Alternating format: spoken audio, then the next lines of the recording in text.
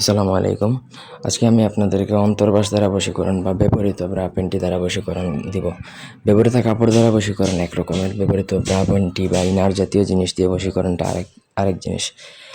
মানুষের শরীরে কিছু অনেক গোপন জিনিস আছে যেগুলা বোঝা যায় না, কিন্তু জাদুটনার ক্ষেত্রে সেগুলো প্রয়োজন। যেমন ইনার মানুষের শরীরে সবসময় ফার্স্ট শরীরের সাথে অ্যাটাচ থাকে। মানুষের শরীরের সাথে যে জিনিসটার বেশি অ্যাটাচ থাকে ওই জিনিসটা দিয়ে সবথেকে বেশি এবং সবথেকে পাওয়ারফুলভাবে কালো জাদু বা জাদুটনা করা যায়।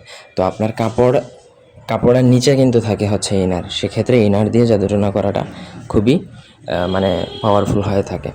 তো বিষয়টা অনেকের কাছে অড লাগতে পারে, কিন্তু যারা জানে এইসব লাইনে কম বেশি আছে তারা জানে যে ব্রা পেন্টি দ্বারা কীরকম জাদুটনা করা যায়। যাই হোক, ব্যক্তিগত যে কোনো প্রয়োজন বা যে কোনো কাজ আমাদেরকে দিয়ে করাতে চাইলে স্ক্রিনে দেওয়া নাম্বারে সরাসরি ফোনে, হোয়াটসঅ্যাপে অথবা ইমোতে যোগাযোগ করে যে কোনো কাজ করাতে পারবেন, দেশে বা দেশের বাইরে থেকে।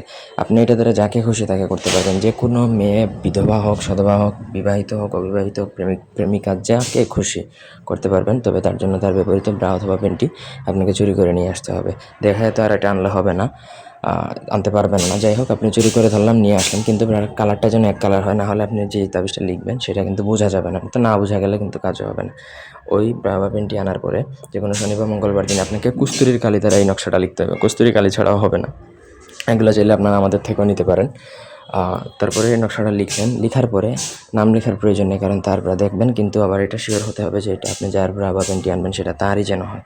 অন্য কারো হইলে কিন্তু আপনার কাজ হবে না, ঠিক আছে? তারপর আপনাকে সেই ব্রা বা পেন্টি যখন আপনি নিয়ে আসলেন, ওটা নকশাটা লিখলেন, লিখার পরে আপনাকে সেই ব্রাটা কোনো গভীর জঙ্গলে দাফন করে দিবেন। 72 ঘন্টার মধ্যে আপনার কাজ হবেই হবে, 100% গ্যারান্টি দিচ্ছি। ধন্যবাদ সবাইকে।